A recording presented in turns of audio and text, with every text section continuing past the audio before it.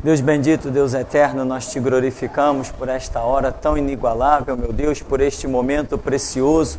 Deus, capacita, nos abençoa nossa mente, nos liberta, nos dá compreensão, nos dá entendimento, porque está escrito: conhecereis a verdade, e a verdade vos libertará. Mas se nós, ó Deus, mesmo não sendo loucos, nos comportarmos como loucos, não assimilaremos a tua revelação, ó Deus, o ensinamento. Como o Senhor disse: aquele que tem os meus mandamentos e os guarda. Mas quem não guarda o teu mandamento, Senhor, é como um louco cuja mente não funciona. Nós te pedimos graça, porque nós bem sabemos que o conhecimento da Escritura nos fará gozar das delícias eternas que o Senhor tem preparado, aonde olhos não viram, nem ouvidos ouviram, nem jamais penetrou o coração humano. Por isso, reconhecendo, ó Deus, a tua vontade em nos salvar, nós viemos aqui te pedir graça para que sejamos salvos pela compreensão, salvos pelo entendimento.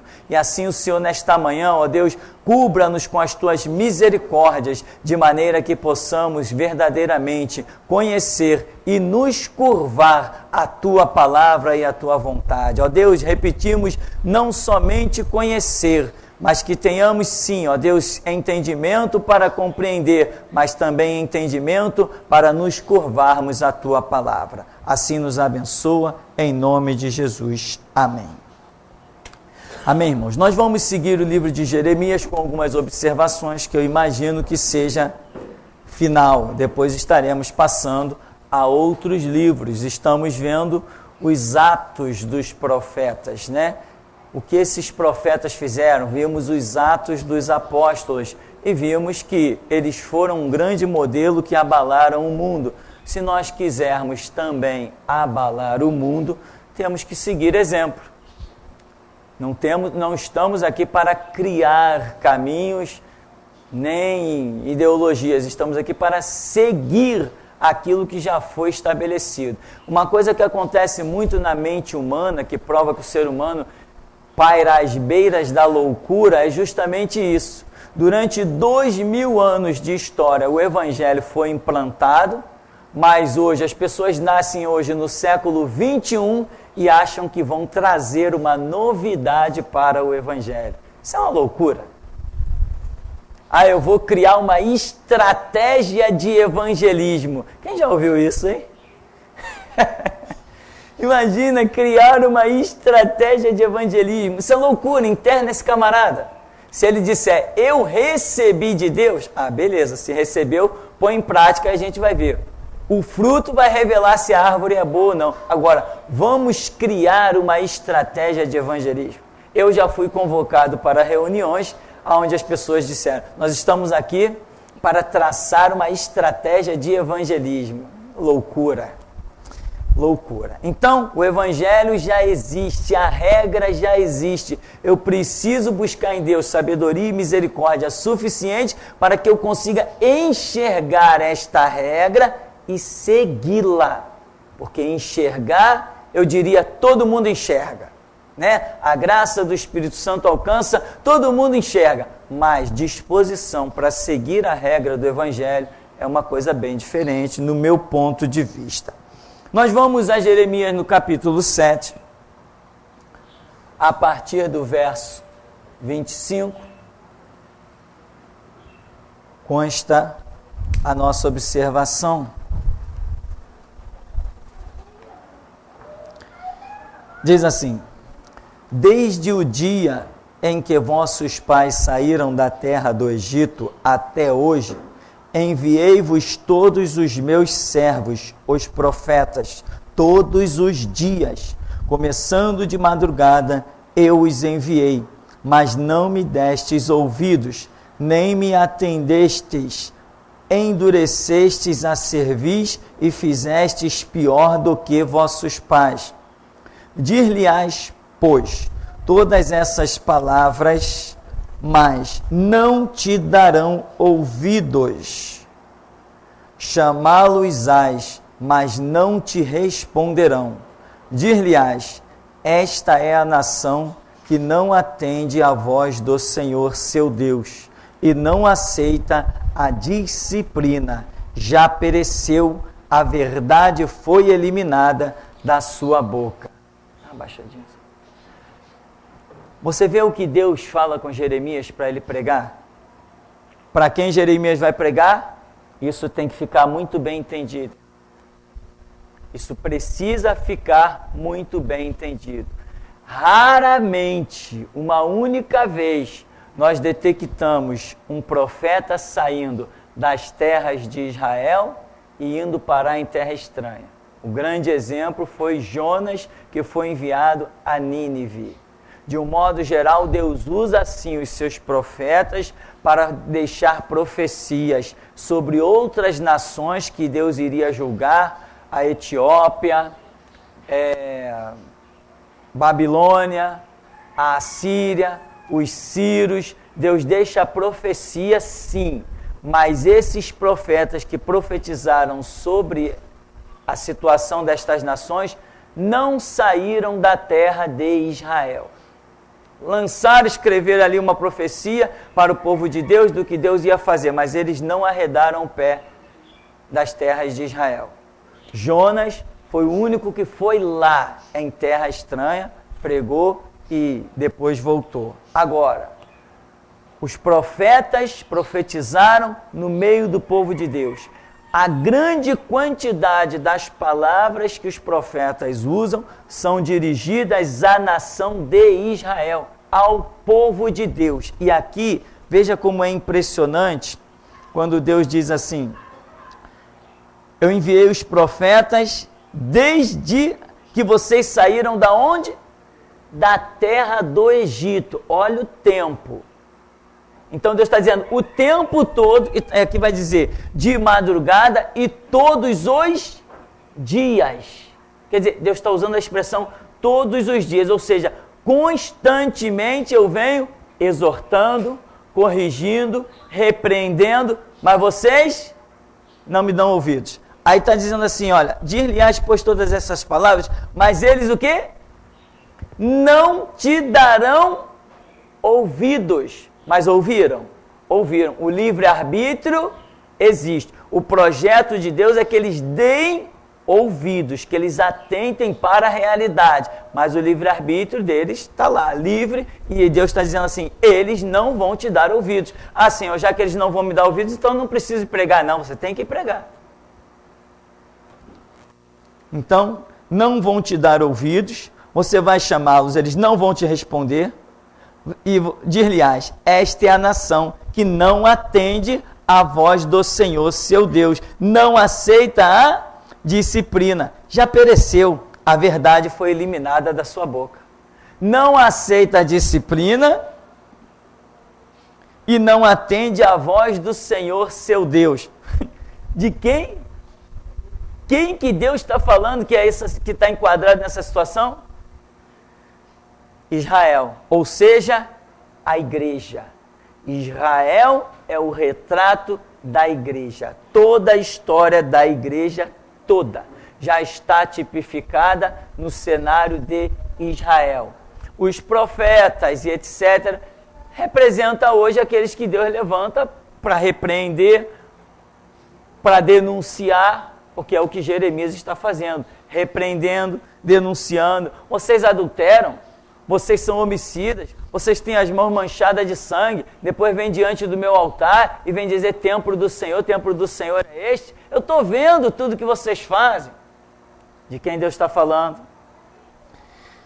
Então veja, esta situação de repreensão, ela é uma realidade para a igreja também.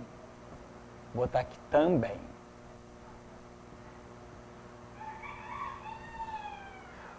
O que nós precisamos é o conhecimento não superficial, mas profundo, muito profundo, do que a Bíblia tem a revelar. Tem os palhaços, eu considero algumas pessoas verdadeiros palhaços. Eu já li a Bíblia toda. Tá, para quê? Para ir para o inferno? Leu a Bíblia toda para ir para o inferno? Eu conheci um camarada católico que traduzia até Bíblias, livros estrangeiros, o homem conhecia textos bíblicos do profundo, porque tinha que traduzir uma série de coisas. E o que ele era? Católico. Mas como conhecia texto bíblico? Então, eu já li a Bíblia toda. Você conhece as histórias bíblicas? Maravilha. E as lições? Que lições você tirou de cada história bíblica que você conhece? Isso é uma coisa completamente diferente. Não, eu já li João 3,16, tá? E em que você tem se enquadrado nessa situação de João 3,16? Não, eu conheço a história de Davi. E que lição você tem tirado da história de Davi? Eu conheço a história de José, mas qual lição aquilo me traz? Então, muita gente diz, e eu digo de novo, são verdadeiros palhaços. Não, eu já li a Bíblia toda. Tá, e daí? E daí que já leu a Bíblia toda? Deu para a própria condenação?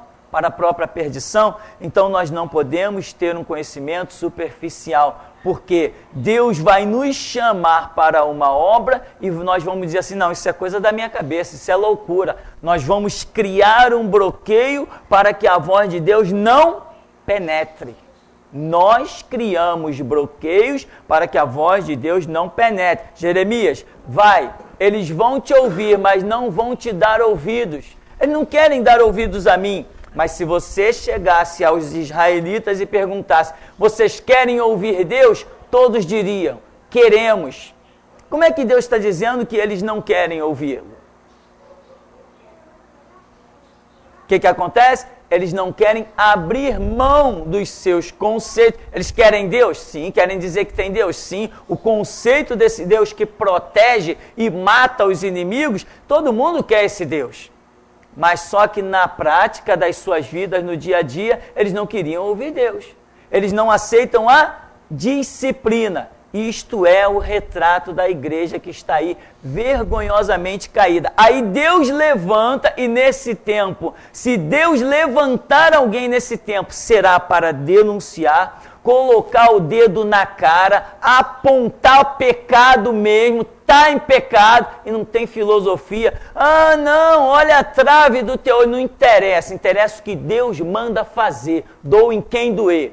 Se eu tenho mais pecado que você, mas Deus mandou apontar o teu pecado, eu aponto o teu pecado e acabou a história. Não interessa que eu tenho um caminhão de pecado e você tem um fusquinha de pecado. Deus mandou fazer, eu vou e faço.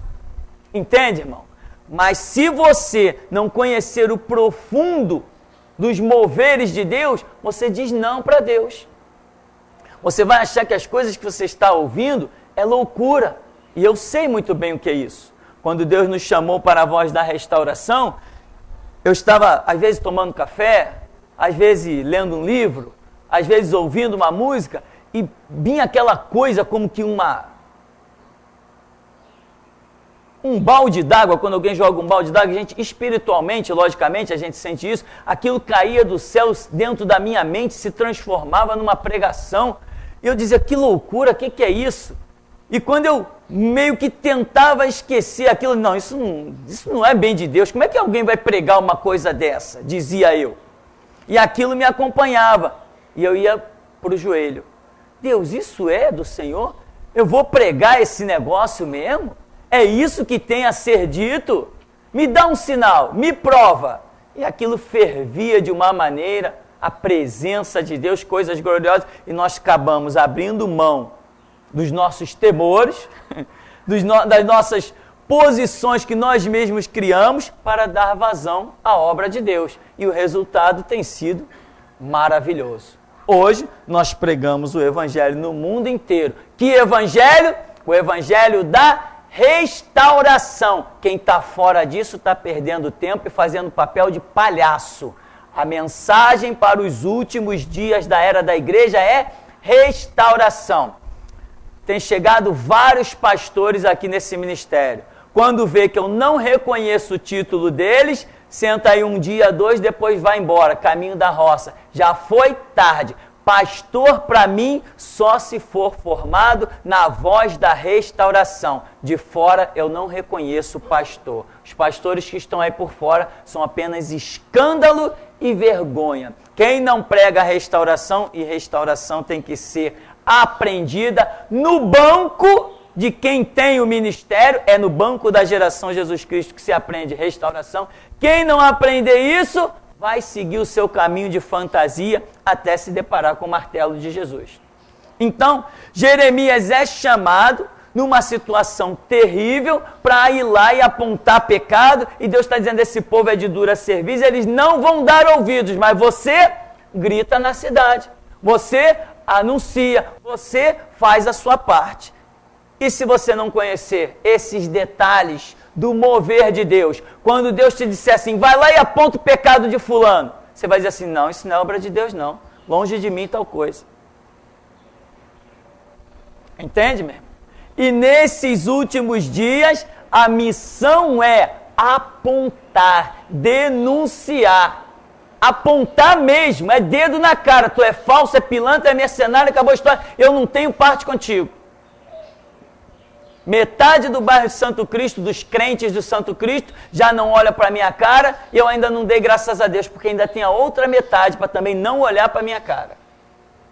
Não tenho amizade com o crente, meu negócio é com a justiça e com a verdade. Estão caídos, os batistas são os sociais, os assembleianos são os políticos, os presbiterianos são os maçons. Eu não tenho parte com lixo, eu sou crente.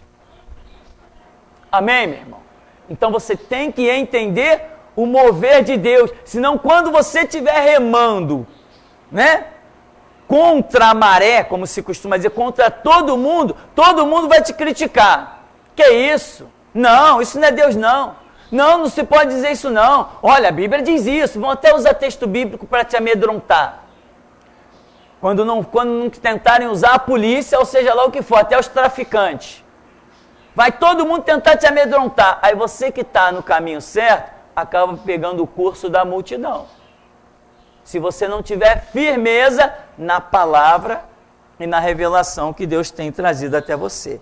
Uma das coisas mais marcantes que nós vemos no ministério de Jeremias é ele ir para a porta do templo. Onde muitos poderiam dizer assim, tu está profanando o templo, tu não respeita o templo não? Jeremias tinha que dizer o quê? O templo eu respeito, mas o pecado de vocês não. Você não respeita a Deus? Deus eu respeito, mas servos de Satanás não. E hoje o que mais tem são servos de Satanás atrás dos púlpitos. O maior templo de Satanás que nós temos hoje no Brasil se chama Igreja Universal do Reino de Deus. É o maior templo de Satanás que nós temos. O lugar que mais vidas são destruídas se chama Igreja Universal do Reino de Deus. Tem outras irmãs, né? A Graça, a Mundial, a Deus é Amor, esses são os principais, mas tem muitos outros por aí. Então, meu irmão, você tem que entender os chamados de Deus. E aqui Deus diz assim, eles não aceitam a disciplina. Povo de Deus lá, Israel, temos por pai Abraão, temos os pergaminhos, temos o privilégio do sábado. No sábado a gente não faz nada, a gente fica só na sinagoga, enfim, nós somos a nação privilegiada, olha a nossa colheita como é farta. Nós temos ou não temos Deus? Aí Deus está dizendo assim, eles não aceitam a disciplina. Você já viu que tem muita gente que fica impactada com algumas mensagens da Voz da Restauração? Pastor, essa mensagem é tremenda, poxa, não dá para me arranhar já aí uns 30 CDs não? Aí dá, só que no meio do CD que a pessoa pede, eu coloco umas outras mensagens. Eu vejo, o cidadão é da onde? Ele é batista, ele quer 30 CD daquele ali, né? Ele é da Assembleia, ele quer 30 CD. Eu jogo mais outras mensagens sobre os batistas, sobre os assembleanos, jogo junto do CD. Acabou. Nunca mais pede CD, some, desaparece. Por quê? Porque não aceitam a repreensão, não aceitam a disciplina. Irmão, deixa eu falar claro. Às vezes a gente tem que ser bem claro. Eu não acredito em salvação dentro de igreja batista tradicional. Não acredito em salvação. Ali para mim não tem crente. Dentro de igreja batista tradicional não tem crente para mim. E crente associado à política, como nas Assembleias de Deus, também para mim não é crente. Isto para mim se chama voz da restauração. Prego o que ninguém tem coragem para pregar. E se eu estou errado, eu desafio aqui agora que amanhã eu não esteja de pé. Agora, se eu estiver de pé, é porque eu estou falando a verdade. Nós temos no capítulo 8, também outro episódio. No capítulo 8, diz: naquele tempo, diz o Senhor, lançarão para fora das suas sepulturas os ossos dos reis e dos príncipes de Judá, os ossos dos sacerdotes e dos profetas, e os ossos dos habitantes de Jerusalém. Espalhá-los-ão ao sol e à lua e a todo o exército do céu, a quem tinham amado e a quem serviram, e após quem tinham ido e a quem procuraram, e diante de quem se tinham prostrado. Não serão recolhidos nem sepultados, serão como esterco sobre a terra. Escolherão antes a morte do que a vida todos os que restarem desta raça malvada, que ficar nos lugares para onde os dispersei, diz o Senhor dos Exércitos. Aqui Deus está dizendo assim: eles não chegaram ao ponto de adorar o sol, eles não chegaram ao ponto de adorar a lua. Então, os ossos deles, quando mortos, vão ser espalhados sobre a terra, diante do sol e diante da lua. Não é quem eles buscavam? É a recompensa deles. É isso que o texto está dizendo aqui, quando diz assim, olha: espalhá-los-ão ao sol e à lua e a todo o exército do céu, a quem tinham amado. Então, eles não buscaram o sol e a lua. O resultado, os corpos deles e os ossos, vai ser que nem esterco lançado sobre a terra. Não foi isso que eles buscaram? É isso que eles vão receber. Irmão, a Bíblia diz: amarás o Senhor teu Deus sobre todas as coisas, de todo o teu entendimento, de toda a tua alma, todo o teu sentimento. Não te encurvarás a mais nada nem a ninguém. A tua adoração é exclusiva a Deus. E o teu temor, a Bíblia também diz que é exclusivo a Deus. E a tua confiança também é exclusiva a Deus. Hoje nós temos um bando de crentes sem vergonha, negando a Cristo, que está com amizade com político para se proteger. Os políticos apadrinharam tudo que é igreja por aí, a ponto de em Macaé ter político que declara assim, na maior cara de pau: os pastores de Macaé comem na minha mão. Imagina Jesus Cristo olhando e dizendo assim: caramba, olha o que estão falando do cara que eu botei lá atrás de um púlpito, do sacerdote que eu fiz com o meu sangue. Olha só, um político servo de Satanás, que governa através de um sistema de constituição confeccionados por mãos humanas, está dizendo que o meu sacerdote come na mão dele e eu não posso fazer nada, porque é verdade. Quem vai pagar? O sacerdote. Ele vai pagar, porque se ele tivesse tido dignidade, o político não diria isso, que o sacerdote come na mão dele, faz o que ele quer, age, porque lá os políticos constroem a igreja, e o povo besta fica todo feliz. Aí na época das eleições, o púlpito vira um palanque, campanha, placas lá fora da igreja: estamos com fulano. Ora, nós fomos aqui numa assembleia foi Campo Grande, aquele lugar que nós fomos? Tinha lá umas placas apoiando Eduardo Paes, apoiando outros candidatos, faixas imensas em cima da igreja, mas eu olhei ao redor do templo e eu não vi nenhuma faixa escrito Jesus Cristo é o Senhor. Mas eu vi várias faixas de político em cima da igreja, mas não vi nenhuma placa exaltando Jesus Cristo. Ah, é isso que eles estão buscando? É perante isso que o final deles será, assim como Deus está mostrando aqui. O final deles será: eles não buscaram o sol e a lua, a proteção deles não era o sol e a lua, a reverência deles não era o sol e a lua. O corpo deles vai ser como esterco sobre a terra, espalhado diante do sol e da lua. Esse será essa será a recompensa dos políticos das Assembleias de Deus e dos batistas que têm se curvado à Constituição e à lei de homens. Essa é a recompensa deles.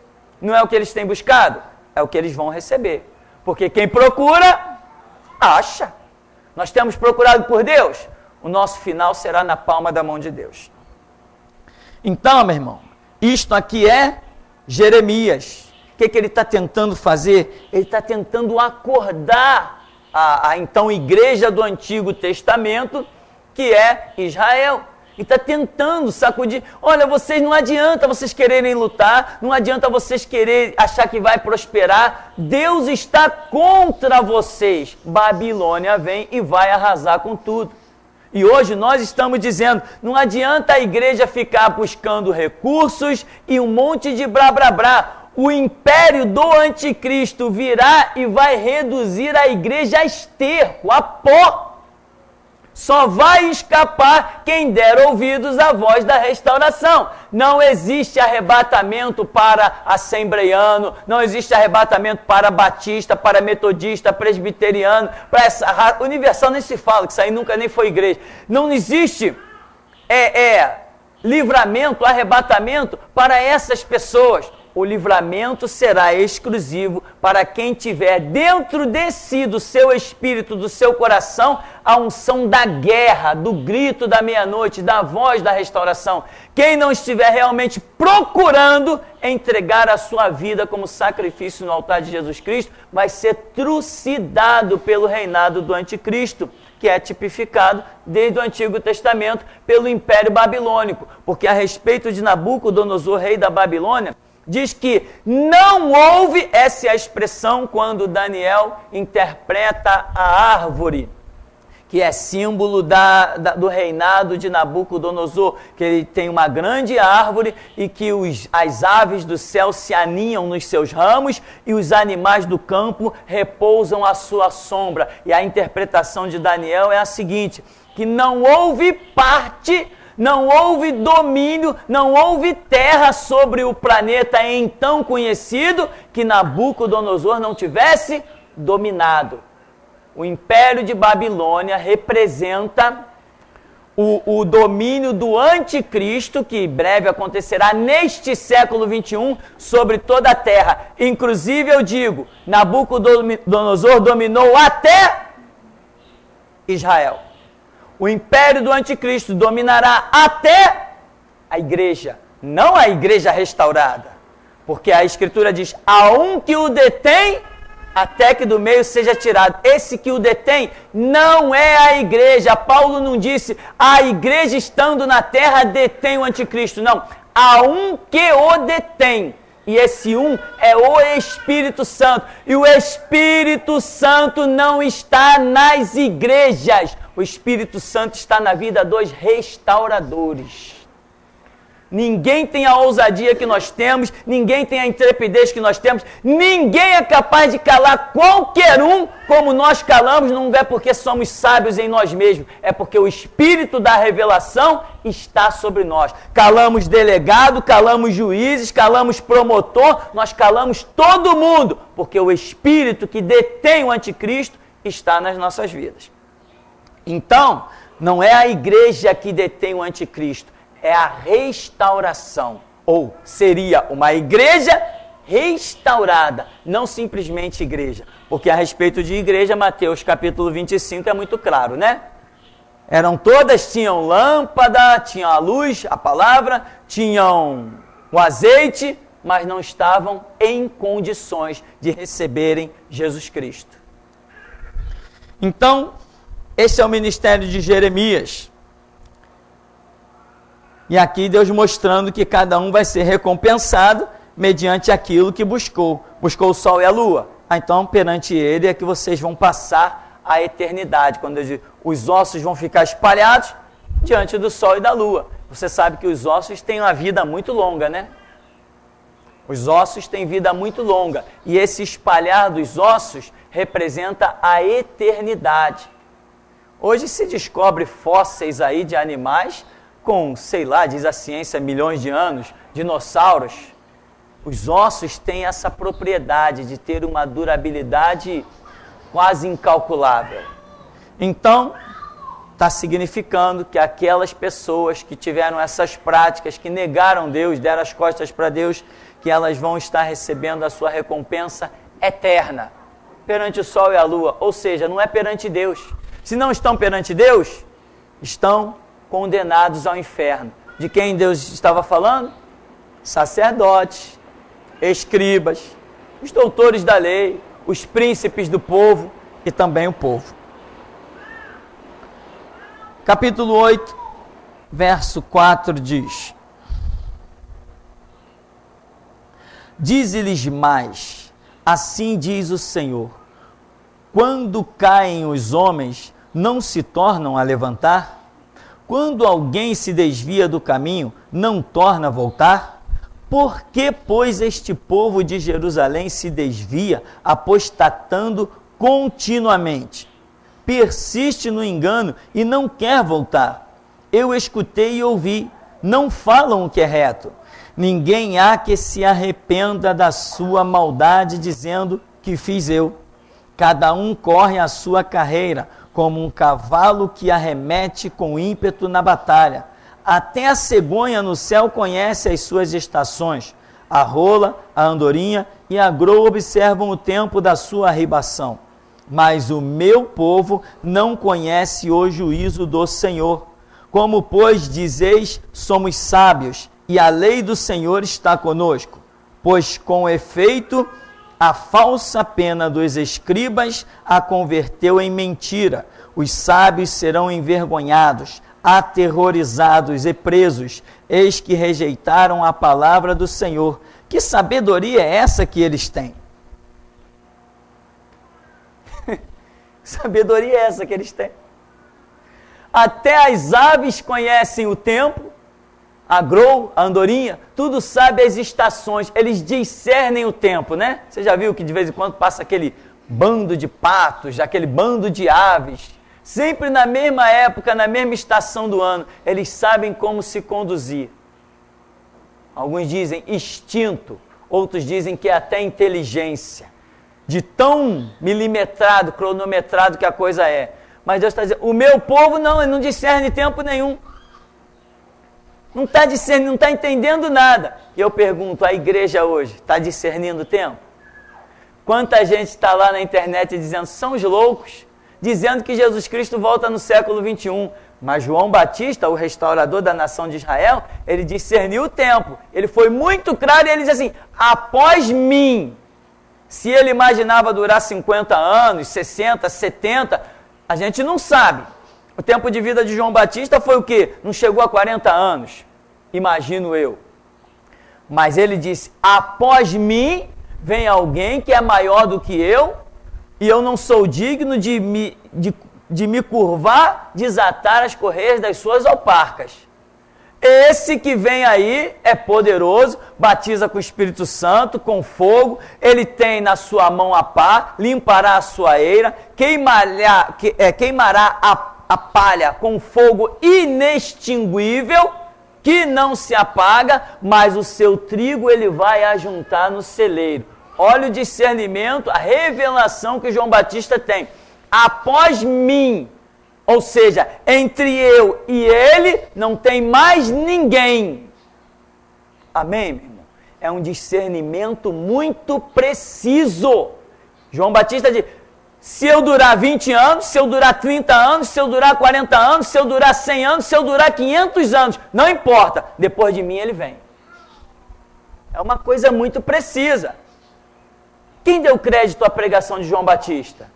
Ninguém falou sobre João Batista. Depois que João Batista sai do cenário, não teve nenhum comentário sobre João Batista. Prova que não deram ouvidos à sua pregação. Porque quando dá ouvidos, aquilo fica no meio do povo, fica ruminando.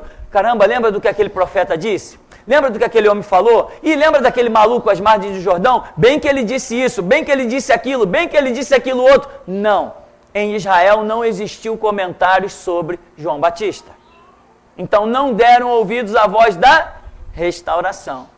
E hoje é a mesma história. A igreja não está pronta para aceitar a disciplina. O que acontece hoje? É a ilusão.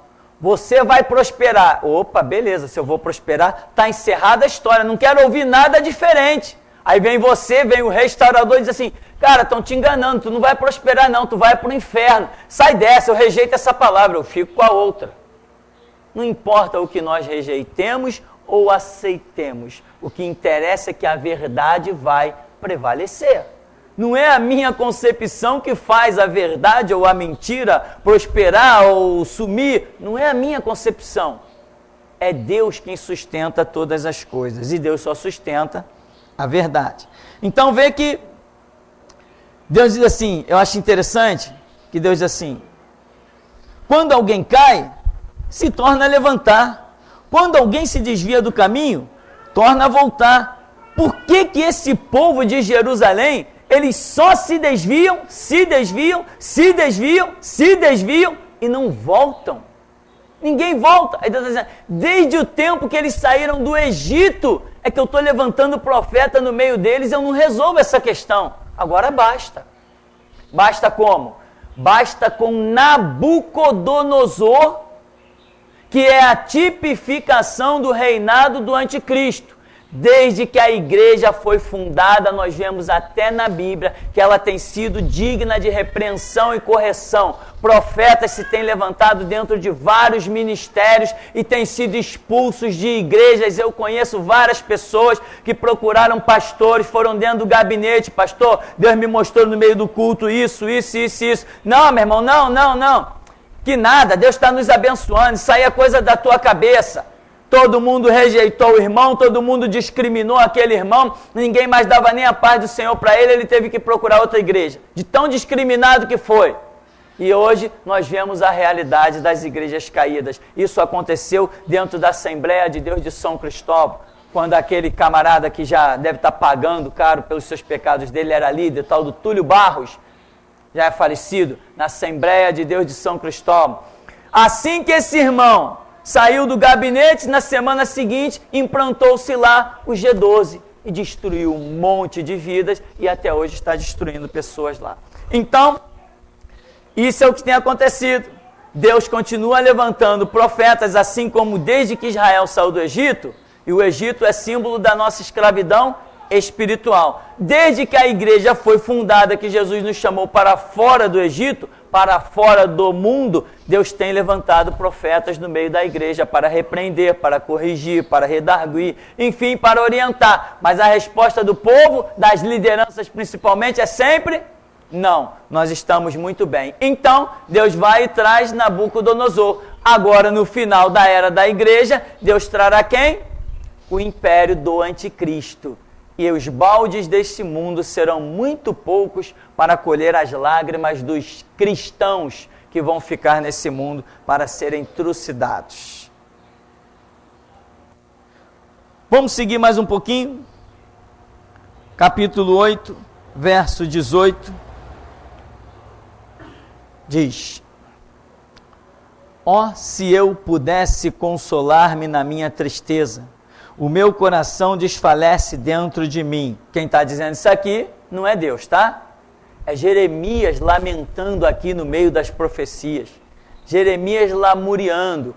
Ele era conhecido como o profeta chorão. Imagina também, né?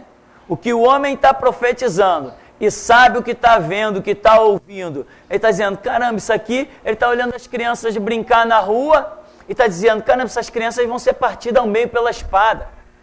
Ele está olhando as jovens, as virgens, e está dizendo, aquela virgem ali, ó, aquela jovem tão bonita, vai ser estuprada não sei quantas vezes, até ser morta. Ele está olhando tudo isso, ele ia sorrir?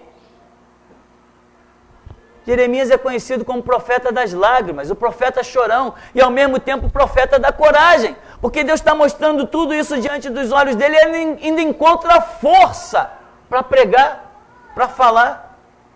Jeremias está olhando as famílias lá na cidade, arrumadinhas, e ele está dizendo, isso aqui vai ser tacado fogo, pessoas vão ser incendiadas vivas dentro das suas casas. Aí ele lamenta aqui, ó, se eu pudesse consolar-me na minha tristeza, o meu coração desfalece dentro de mim.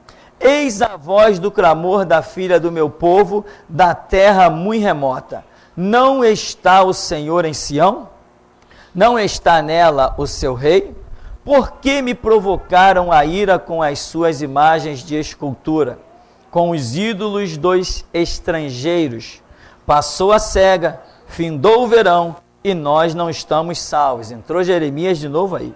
Estou quebrantado pela ferida da filha do meu povo. Estou de luto, e espanto se apoderou de mim. Acaso não há bálsamo em Gileade? Ou não há lá médico? Por que, pois, não se realizou a cura da filha do meu povo?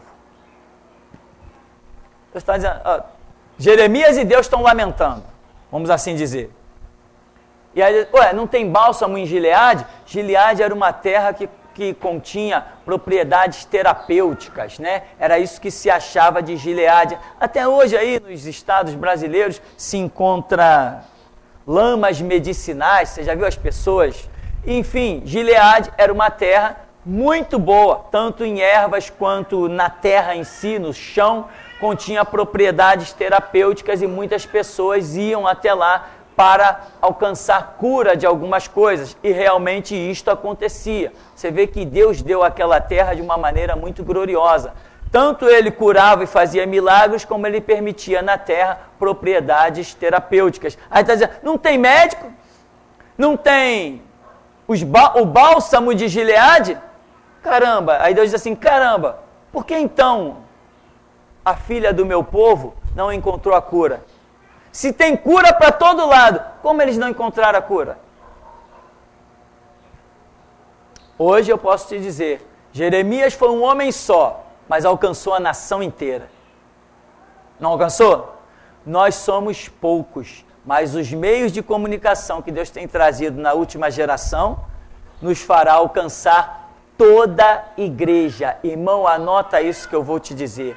Aonde existir um crente, lá chegará a voz da restauração. Aonde existir um crente, ele pode estar escondido na África, no meio do mato, onde não tem telefone, onde não tem computador, não tem energia elétrica. Se ele é crente, a voz da restauração vai chegar nele. A voz da restauração é para todo o povo de Deus. É a oportunidade última para o povo de Deus. Ele pode estar dentro de uma tribo indígena, se ele é crente, a voz da restauração vai chegar lá. Não me pergunte como, mas que vai chegar, vai chegar. Esse é o projeto. Com Jeremias, alcançou a nação toda. Conosco, vai alcançar todos os cristãos na face do planeta. Pode estar em Londres, na Espanha, na Alemanha, pode estar no Chile, pode estar na Venezuela, na Argentina. Esses são só os contatos que eu me lembro aqui na minha cabeça, né? Pode estar em Roraima, pode estar onde? Zurique. Zurique é o quê? Suíça, né? Pode estar em qualquer canto, mas se é um crente, a voz da restauração vai chegar lá. Esse é o projeto de Deus com a voz da restauração. Então aqui Deus diz assim, acaso não há bálsamo em Gileade? Ou não há médico? Por que, pois, não realizou-se a cura da filha do meu povo? Quer dizer, tipo assim, a cura está diante deles, tem o bálsamo, tem os médicos. Por que eles não encontraram a cura? Não encontraram porque não quiseram. Amém? Não encontraram porque não quiseram. Existe um homem chamado Nunes. Eu falo mesmo, eu dou nome mesmo, não tenho medo de ninguém. Existe um homem chamado Nunes numa, vamos chamar de igreja ali embaixo no Santo Cristo, perto do Mundial. Aquele homem tem uma capa de ovelha fora do comum. E tem algumas pessoas daqui, não sei, também não faz a diferença, que presentia ele com alguns CDs, sempre que eu falo no nome dele. Esse aí, quando você disser que é para ele, irmão, leva de graça. O homem é falso. Montou uma birosca, onde Deus já mandou ele fechar, que ele confessou isso com a boca dele diante de mim, que Deus mandou ele fechar aquilo ali, mas ele não fechou. Ele confessou isso diante de mim, eu estou falando perante o Deus vivo, cujos olhos são como chama de fogo e que tem espada afiada para bater quem quiser, na hora que bem quiser. Ele confessou diante de mim que Deus mandou ele fechar aquilo e ele não fechou. Aquele homem é falso até os cabelos, dos cabelos à planta dos pés. Se ele souber uma fonte de bênção, mas vê que ele vai perder algum privilégio, ele não te fala a fonte da bênção. Ele é falso, aquele é um mentiroso. Então, é isso o que os pastores estão por aí fazendo. Eles estão olhando o seu próprio lado. Não, eu não sou pastor não, mas poxa, a igreja dá dinheiro. Igreja não dá dinheiro? Dá, claro que igreja dá dinheiro. Quem não sabe que igreja dá dinheiro? Dá. Nós por acaso construímos essa obra aí por uns 100 mil reais, porque foi do meu bolso? Não, foi do teu, não foi do teu? Foi do teu bolso que nós construímos isso aí com 100 mil reais. Então a igreja dá dinheiro. Aqui no ministério nós temos acho que uns 7 computadores. Usamos todos eles, não tem nada para enfeite aqui não. A igreja dá dinheiro. É qualquer pessoa que consegue comprar 7 computadores? Não, mas a igreja consegue. Pagamos R$230 de energia elétrica. Me diz se essa fosse a sua conta, como você ficaria? Desesperado, né? Muitas pessoas aqui não teriam condições de pagar R$230 de energia elétrica. Nós pagamos. Então a igreja não dá dinheiro? Claro, a igreja tem que dar dinheiro, tem que dar recursos. Nós montamos os equipamentos e trabalhamos. Temos microfones sem fio, alguns doados, outros que a gente compra. Tem bateria, breve terá guitarra, tem contrabaixo já, e, enfim, tudo isso que a gente faz para a glória de Deus, tudo isso é comprado com dinheiro. Então a igreja não dá dinheiro? Dá. Deus chama os seus sacerdotes, sim, para administrar o seu dinheiro. Mas quando um sacerdote é levantado por Deus, ele administra tudo, sabendo que ele não é dono de nada. Mas quando o cidadão é mercenário, é ladrão e é hipócrita, é sem vergonha, ao contrário, ele quer ter o domínio de tudo e achar que aquele dinheiro que está na conta é dele, que aquele instrumento pertence a ele, que a igreja pertence a ele. O miserável ainda não enxergou que ele é pó e cinza. Que o Deus que deu a ele o fôlego da vida é o Deus que pode sepultá-lo. Basta a terra abrir e ele ser tragado vivo para baixo. Quando ele não é chamado, é isso. E é isso que acontece. Por exemplo, se alguém diz aqui, pastor, eu vou em tal igreja. Vai à luta, vai com Deus. Deus te abençoe, que você encontre suas respostas. Mas quando o camarada é mercenário, ele vai dizer o quê? Não, irmão, teu lugar é aqui, não vai em outro lugar, não. Teve uma pessoa que passou por esse ministério, que pertenceu ali na rua Senador Furtado, na Praça da Bandeira, não tem uma igreja batista ali? Quantos conhecem ali? Na rua Senador Furtado, na Praça da Bandeira, tem uma igreja batista. Quando uma irmã foi sair de lá, que ela vinha para esse ministério, o pastor falou assim, eu quero conversar contigo. Tá bom, marcou. Foi lá no dia, o pastor chegou no gabinete, puxou a planilha da contabilidade e disse assim, poxa, minha irmã, olha só, se você nos deixar, nós vamos perder tanto por ano do seu dízimo. E tem gente que acha que um camarada desse é sacerdote. Ele não está preocupado com a sua vida, ele não está preocupado em te levar uma palavra de edificação. Ele está preocupado que você trabalhe lá fora e traga dinheiro cá para dentro. Esse mesmo infeliz, é que eu não sei o nome dele, às vezes o nome dos mercenários me escapam. Esse mesmo infeliz teve a coragem de levar os filhos dele num shopping, pagou o estacionamento, comprou um chiclete para o filho e depois chegou lá e colocou na contabilidade da igreja, para a igreja pagar o estacionamento dele do shopping e para a igreja pagar o chiclete que o filho dele comeu. Isso não é mercenarismo? Como se chama isso? Que nome tem esse negócio? E aí nós... Não vamos falar, não é escândalo, né? O ímpio vai ouvir isso, não vai querer saber de se converter, e é problema meu, eu tenho que falar o que Deus me manda falar. Quem vai se converter ou deixar de se converter é problema de cada um. Eu me converti e estou seguindo Jesus, estou bem feliz da vida. Cada um que procure o seu caminho, se alguém achar que o seu caminho é na macumba, vai lá, não posso dizer vai com Deus, então vai com o diabo mesmo. É problema de cada um. Agora, eu tenho que falar a verdade. Mas se eu não conhecer a vida de Jeremias, pois não, eu não posso falar não. Não, isso não é de Deus não. Se eu não ouvir, se eu não souber que João Batista disse raça de víboras, eu vou dizer, não, isso não é de Deus não. É melhor eu ficar na minha. É melhor eu pregar a paz e o amor. Outra coisa, Fuja, meu irmão. Já tinha tempo que nós não falávamos sobre isso. Fuja de ministério aonde tem mulher pastora. A sua vida será destruída. Fuja disso. Mulher pastora é uma maldição terrível. Fuja desse negócio. Já tinha tempo que nós não tocávamos nesse assunto. Se bem que tem um CD por aí que está rodando tudo que é canto, eu estou criando um monte de inimigo mulher. O que eu tenho de inimigo mulher por causa disso, porque muita mulher quer ir para o pastorado, né? Inclusive muitas já passaram por aqui. Então, meu irmão, esta é a realidade. As pessoas não estão olhando para a sua vida. Não se preocupam em estudar, aprender, receber de Deus e transmitir algo de Deus edificante para a sua vida. Elas estão preocupadas com o seu salário, né? É a caderneta, é o envelopezinho, né? Todo mês. Vocês já foram dessas igrejas que cada mês que você contribui, escreve lá. E aí ainda tem a cara de pau para constranger mais você, pega aquela planilha e pendura no corredor da igreja, pendura dentro do santuário, para que todo mundo veja que você está dando seu dízimo. Ou seja, se você falhar, você vai ficar constrangido. Então você não falha, sei lá, essas coisas assim. Vocês já participaram desses lixos chamados igreja, né? Eu já entrei em igreja que estava lá. Aí fica todo mundo olhando, caramba, o irmão tal dá R$1.000 de dízimo, né? O irmão tal é cheio da grana, poxa, onde será que ele trabalha? Aí, de um abismo, vai chamando outros. Temos perguntas? Vamos ouvir aqui um instantinho, depois a gente chega aí. É uma pergunta da Márcia. Ela diz assim: pastor, lendo Daniel, vi que Daniel negou os manjares do rei, pois era para demônios.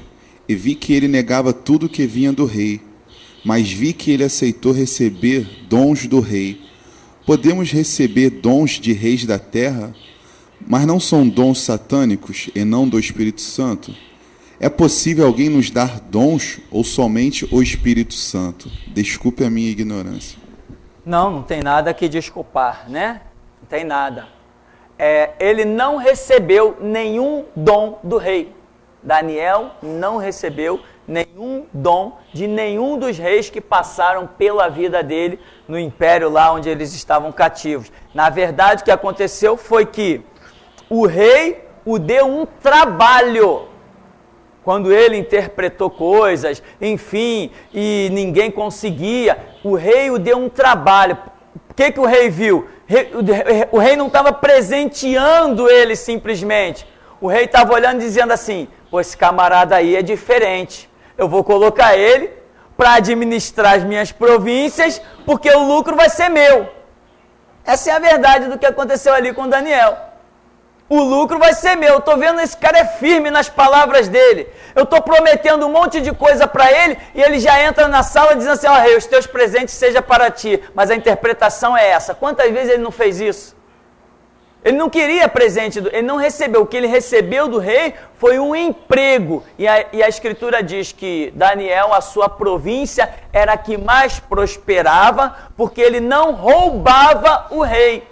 E por causa de não roubar o rei, ele provocou uma grande legião de inimigos, aonde foi acabar, inclusive, na cova dos leões.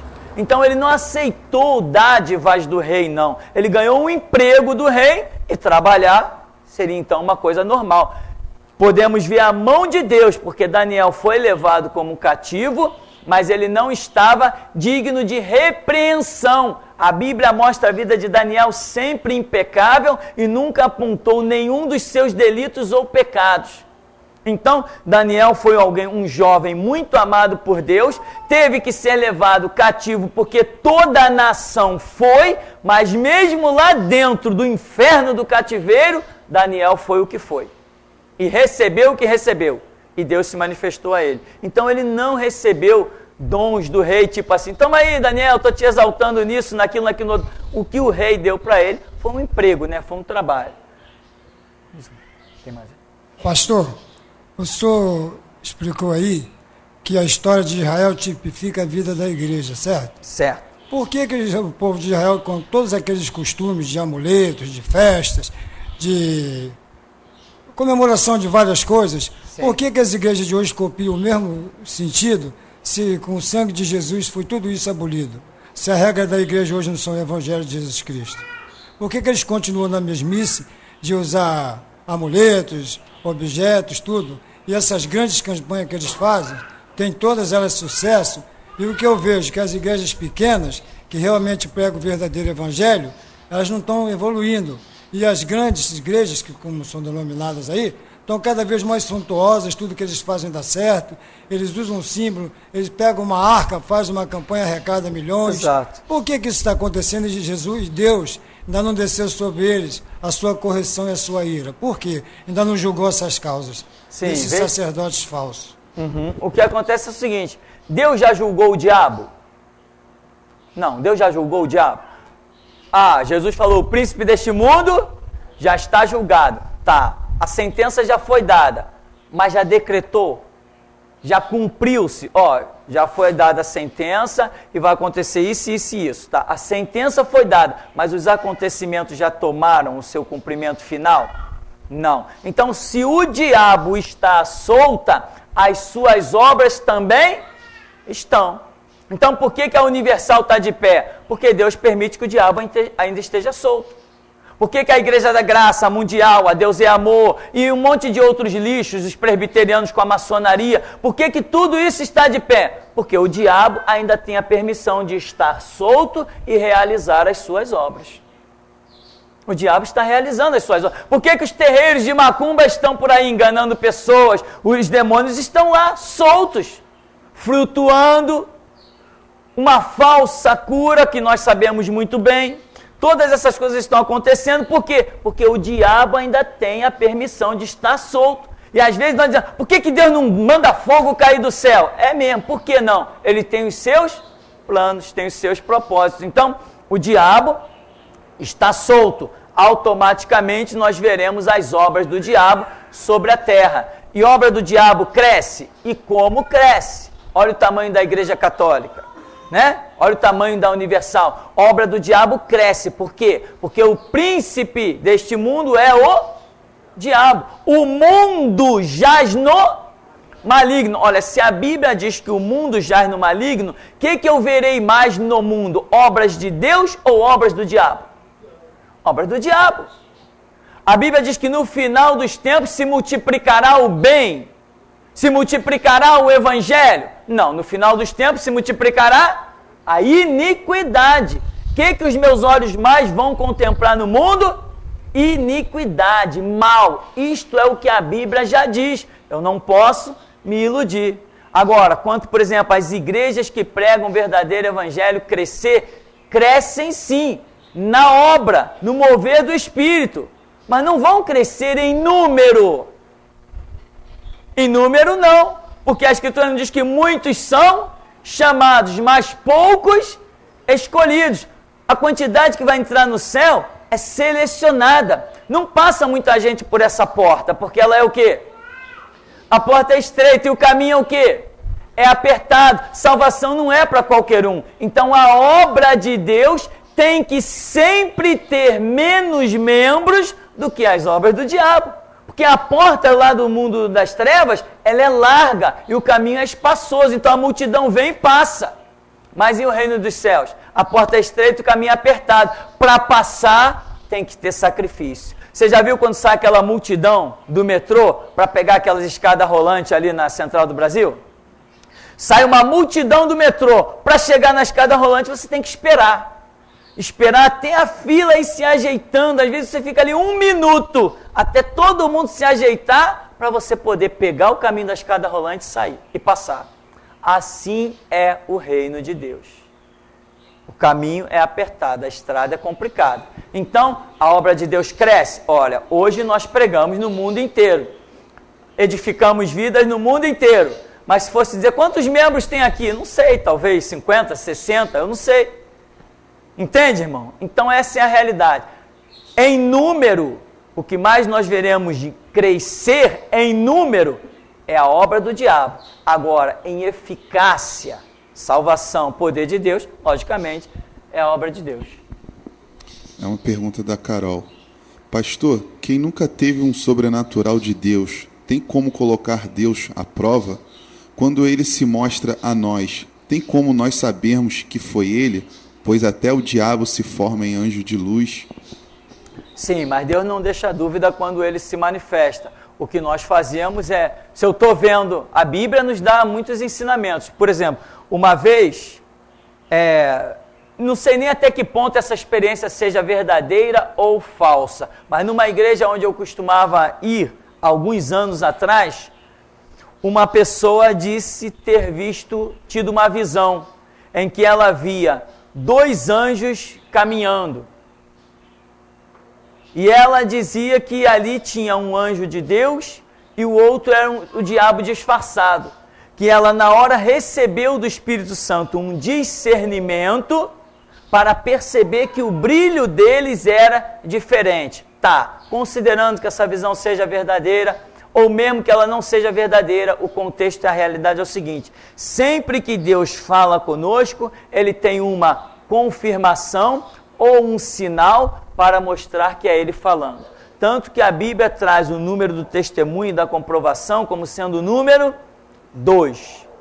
Os homens de Deus que pedem sinal não aborrecem Deus, simplesmente são edificados. Porque o projeto de Deus é confirmar o que Ele fala para que nós possamos agir com fé, sem nenhuma dúvida. Existe na Bíblia uma passagem que diz que o espírito das trevas não confessa que Jesus Cristo veio em carne. Já vi pessoas dando testemunho de contemplarem aparentemente um anjo, mas perguntar: Jesus Cristo veio em carne? E aquela figura espiritual emudecer, baixar a cabeça. Então a pessoa discerniu, repreendeu. Houve um outro caso com outra pessoa em que ela viu um anjo. E quando ela olhou para aquele anjo, ela temeu e disse: Jesus Cristo veio em carne? O anjo olhou para ela, sorriu e disse: veio. Então a Bíblia nos dá lições para discernirmos a voz de Deus. E quando temos dúvida, a Bíblia nos ensina a tirar essa dúvida. O Deus que fala é o Deus que confirma o que Ele falou. Isto é uma realidade. Agora, se a minha caminhada espiritual não estiver lá muito boa, eu posso até achar que estou ouvindo Deus e estou ouvindo o diabo, como muita gente acontece por aí. Não vê que a Universal está cheia? A Mundial do Poder de Deus está cheia? Não tem pessoas lá dando testemunho de cura? E como tem? Aonde? Num templo de Satanás. Então, eu preciso ter uma vida junto da Escritura, de tal maneira que eu possa alcançar o discernimento das coisas. Agora, se o meu estudo bíblico não for o suficiente, eu vou viver ilusão. A Bíblia é o fundamento. Hoje as pessoas estão mais vivendo: o pastor pregou, o pastor disse, o irmão falou. Não, aquele irmão é usado por Deus, não sei quem profetizou. Quem está se guiando por outras coisas é problema de cada um, mas quem se guiar pela palavra vai sempre encontrar resposta. Uma pergunta do Rômulo, de Santa Catarina. Pastor, hoje temos os grandes desastres, como o do Japão, que vemos a mão de Deus destruindo, apesar de muitos acharem que Deus está dormindo e a criação agindo, e dizem que foi a natureza. Mas e esses homens que pregam a paz e a prosperidade e dizem que nesses últimos anos Deus trará os anos mais fartos para a sua vida? Dizem esses hipócritas da teologia da prosperidade. Mas sabemos que a Bíblia não diz isso, e Deus mostra dia a dia, nesses últimos meses, que a realidade é outra. Minha pergunta é: o pastor acha que Deus está realmente castigando o Japão, Blumenau, Rio de Janeiro, ou seja, o mundo? Veja bem, existe aquela situação em que Deus age para castigar, em que Deus age para trazer a catástrofe. Deus não trouxe? Sobre Sodoma e Gomorra, não foi Deus que fez? Sobre a terra toda através do dilúvio, não foi Deus que fez? Então, veja bem, existe esse lado quando Deus olha uma situação, né, e diz: eu tenho que intervir nisso aí. Não foi Deus que interviu na Torre de Babel? Então, tem situações em que Deus vê e diz assim: se eu não intervir agora, nesse projeto aí do diabo ou dos próprios homens, lá na frente o número de perdidos vai ser muito grande. Um exemplo, estou eu tentando entrar na mente de Deus, um exemplo. Então Deus diz assim, não, melhor que eu intervenha nisso aqui, não deixe isso prosperar. Então existe a intervenção de Deus. Existe, porém, também aquelas coisas que já estão pré-determinadas para acontecer. Por exemplo, terremoto. O planeta ainda está quente, o pico acho que é do Himalaia, né? Ainda cresce não sei quantos centímetros por ano. Isto é prova de que aquela placa tectônica gigante ainda continua sendo pressionada naquela direção, em que as rochas ainda não se solidificaram, porque elas estão sendo exprimidas, estão crescendo, ainda que poucos centímetros por ano, mas estão em movimento. Tudo está em movimento, né? Então, a tendência natural é que aconteçam os terremotos. Deus pode gerar um terremoto? Sim, Deus pode, mas na maioria dos casos eles já estavam pré-determinados para acontecer por causa dos próprios fatores naturais que envolvem o planeta. Só que a mão de Deus poderia impedir, mas aquela nação não o cultua, então ele não impede. Ele os deixa entregue à própria sorte, entregue às catástrofes naturais. Ao passo que, imagino eu, muitos terremotos poderiam ter acontecido em Israel e devastado muita coisa, a mão de Deus e o seu poder vai lá e não permite que aconteça. Quantas vezes no Brasil já poderiam ter acontecido tantas catástrofes? Mas até então o Brasil era uma nação, entendeu? Vamos assim imaginar, dentro de certas considerações de Deus. Agora nós começamos a ver uma série de catástrofes. Outro dia alguém disse assim, mas no Brasil nunca teve esse negócio de ciclone, viu aquilo outro. Eu falei, mas no Brasil também nunca se exaltou o homossexualismo. Então as coisas estão aí debaixo dos nossos pés, nós estamos como que pisando em ovos, sem saber. Mas Deus está sustentando para que o mal não aconteça. Agora, se a minha vida já não significar mais nada para Deus, se eu já joguei fora as oportunidades que Ele me deu, se eu já dei as costas para Deus, se eu já o rejeitei, se eu já o bani da minha vida, aí é outra história. Quando o mal que naturalmente estava para acontecer no meu caminho vier, Deus não vai colocar a mão, não vai impedir. Então existem esses dois lados. Das coisas que Deus projeta, Sodoma, Gomorra, o dilúvio, Torre de Babel, e existe o lado das coisas que já estão prontas para acontecer. Um exemplo, há cerca de 20 anos atrás, houve uma profecia científica, vou assim dizer, os cientistas disseram que a ilha do Japão vai desaparecer. E eles diziam, não sei se daqui a 30 anos, não sei se daqui a 50 anos, mas o fato é que a ilha do Japão vai desaparecer. Ou seja, é algo que já está predito cientificamente, é algo que faz parte do planeta. Agora, Deus é poderoso para mudar aquela situação e nada acontecer? Mas pelo jeito não vai mudar, porque o Evangelho chegou até o Japão? Chegou, mas hoje eles são o quê? Budistas. Tem o filme conhece aquele pregador Josué Erion? Tem um filme dele pregando no Japão. Quando a câmera passa pelos japoneses dentro da igreja, sabe o que eles estão fazendo? A maioria está tudo dormindo. O homem está pregando e eles estão todos dormindo, estão nem aí para a pregação. Então, uma nação que não está nem aí para o Evangelho, Deus também não está nem aí para eles. O furacão que Deus poderia simplesmente impedir que acontecesse, Ele deixa acontecer. Então, as catástrofes, elas existem e não é Deus necessariamente que as faz, mas sim Deus as permite. Amém? Vamos dar uma paradinha, daqui a pouco a gente volta.